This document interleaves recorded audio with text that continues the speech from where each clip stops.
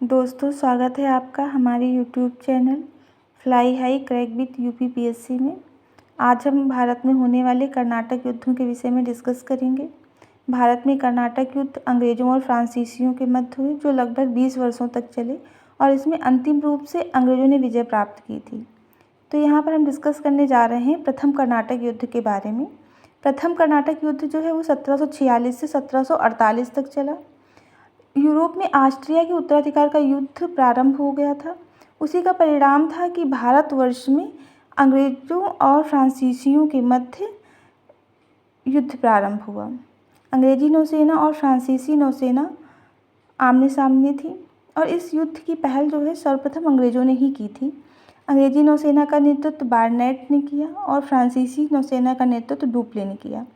फ्रांसीसियों के जहाज़ों को अंग्रेज़ों ने पकड़ लिया। अब अपने जहाज़ों को रिलीज़ करवाने के लिए फ्रांसीसी नौसेना के गवर्नर डुप्ले ने कर्नाटक के नवाब अनवरुद्दीन से सहायता मांगी। अंग्रेज़ों ने भी कर्नाटक के नवाब अनवरुद्दीन का संरक्षण चाहा। अनवरुद्दीन अंग्रेज़ों के पक्ष में चला गया। डुप्ले इस स्थिति को भांप ले गया और उसने मॉरीशस के गवर्नर फ्रांसीसी गवर्नर ला बोर्डोने से सहायता की मांग की। ला बोर्डोने अपने 3000 सैनिकों के साथ में मद्रास पहुंच गया और मद्रास पर कब्जा कर लिया।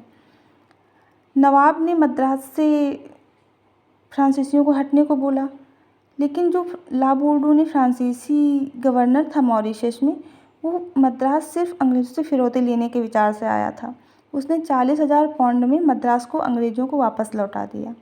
इस स्थिति को देखते हुए फ्रांसीसी गवर्नर डुप्ले ने कर्नाटक के नवाब अनवरुद्दीन से कहा कि वो मद्रास को अंग्रेज़ों से लेकर के अनवरुद्दीन को दे देगा। इस वार्तालाप में नवाब को डुप्ले की मंशा सही नहीं लगी और उस संशय उत्पन्न हुआ। इस संशय का ही परिणाम था कि दोनों पक्षों में सेंट थोमे का युद्ध हुआ 1748 में। इस युद्ध में फ्रांसीसी सेना एवं नवाब अनवरुद्दीन की सेना आमने सामने थी। इस युद्ध में नवाब की पराजय हुई और फ्रांसीसी सेना की विजय हुई। लेकिन उधर यूरोप में एला सापेल की संधि से 1748 में ऑस्ट्रिया का उत्तराधिकार का युद्ध समाप्त हो गया, जिसके कारण प्रथम कर्नाटक युद्ध भी समाप्त हो गया। दोनों दल बराबर रहे, अपनी अपनी कंपनियां दोनों दलों को वापस कर दी गईं और इस युद्ध का कोई परिणाम नहीं निकला। दोस्तों, यहाँ पर बहुत महत्वपूर्ण है एला सापेल की संधि। ये 1748 में हुई थी। प्रारंभिक परीक्षा में ये प्रश्न बार बार आता है एला सापेल की संधि का मिलान करने के लिए कि ये कब हुई थी, 1748 में। नेक्स्ट है हमारा द्वितीय कर्नाटक युद्ध। ये 1749 से 1754 ईस्वी तक चला। इस युद्ध में पृष्ठभूमि कुछ इस तरीके से है कि नवाबों के साम्राज्य को लेकर आपसी संघर्ष बढ़ गया। हैदराबाद और कर्नाटक की स्थिति दयनीय हो गई। हैदराबाद के निजामुल मुल्क आसफ जाह की मृत्यु हो गई। अब मृत्यु के पश्चात उत्तराधिकार के लिए संघर्ष प्रारंभ हो गया। निजाम का पुत्र नासिर जंग उत्तराधिकारी बना, परंतु निजाम की भांजी मुजफ्फर जंग ने आपत्ति की। दूसरी ओर नवाब अनवरुद्दीन और उसके बहनोई चंदा साहब के मध्य विवाद प्रारंभ हो गया।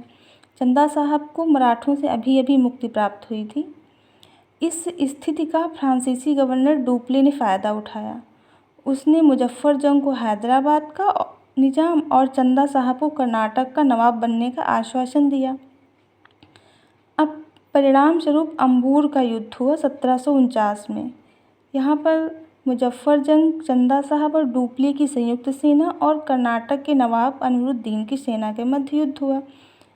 फाइनली नवाब अनवरुद्दीन मारा गया और चंदा साहब ने फ्रांसीसियों को पांडिचेरी के पास 80 गांवों का अनुदान दिया। कुल मिलाकर परिणाम ये हुआ कि आपसी फूट का बाहरी ने फ़ायदा उठाया। हैदराबाद और कर्नाटक की लड़ाई में फ्रांसीसी बाजी मार ले गए। अब फ्रांसीसियों की बढ़ती हुई शक्ति को देखकर अंग्रेज़ों ने भी एक्शन लिया। अब पुनः अंग्रेज़ों और फ्रांसीसियों के मध्य संघर्ष प्रारंभ हो गया। ये संघर्ष काफ़ी दिनों तक चला। डुप्ले को फ्रांसीसी गवर्नमेंट ने वापस बुला लिया और भारतवर्ष में गोडेहू को फ्रांसीसी गवर्नर नियुक्त किया। अब पांडिचेरी की संधि होती है 1755 में। इस संधि के पश्चात अंग्रेज़ों ने और फ्रांसीसियों ने भारतीय नरेशों द्वारा दी गई उपाधियों को त्याग दिया और उनके झगड़े में हस्तक्षेप ना करने को कहा। दोनों कंपनियों को अपने अपने क्षेत्र वापस मिल गए। कर्नाटक के द्वितीय युद्ध का परिणाम भी अनिश्चित रहा, परंतु अंग्रेज़ों की प्रधानता सिद्ध हुई। यहाँ पर पांडिचेरी की संधि के विषय में कुछ कहा गया है कि गोडेहू द्वारा पांडिचेरी की संधि पर जो हस्ताक्षर किए गए हैं, डुप्ले ने इसे अपने देश के आत्मसम्मान एवं हस्ताक्षर किए हैं। कुल मिलाकर दोनों कर्नाटक युद्ध, प्रथम कर्नाटक युद्ध एवं द्वितीय कर्नाटक युद्ध अनिर्णायक सिद्ध हुए। भारतवर्ष में अंग्रेज और फ्रांसीसी अपनी अपनी कंपनियों को लेकर के व्यापार करने लगे। नेक्स्ट, यूरोप में 1756 में सप्तवर्षीय युद्ध प्रारंभ हो गया, जिससे पुनः भारत में अंग्रेज और फ्रांसीसियों में संघर्ष प्रारंभ हो गया। पांडिचेरी की संधि अनिर्णायक एवं असफल साबित हुई। वांडीवास का युद्ध 22 जनवरी 1760 ईस्वी में अंग्रेज और फ्रांसीसियों के मध्य हुआ। अंग्रेज़ों का नेतृत्व आयरकूट ने और फ्रांसीसियों का नेतृत्व काउंट डी लाली ने किया। परिणाम ये हुआ कि अंग्रेज विजयी हुए और भारत में फ्रांसीसी शक्ति पूर्णतः समाप्त हो गई। अब ये निर्धारित हो गया कि भारत में स्थायी रूप से शासन अंग्रेजी सेना करेगी एवं फ्रांसीसी भारत में सिर्फ व्यापारी का कार्य कर सकते हैं।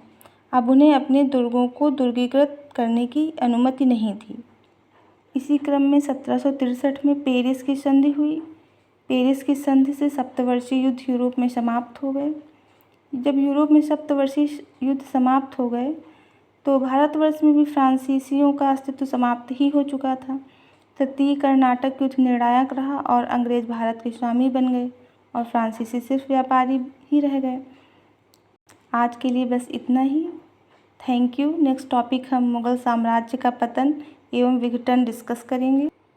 Thank you. Like and subscribe our YouTube channel fly high crack UPPSC।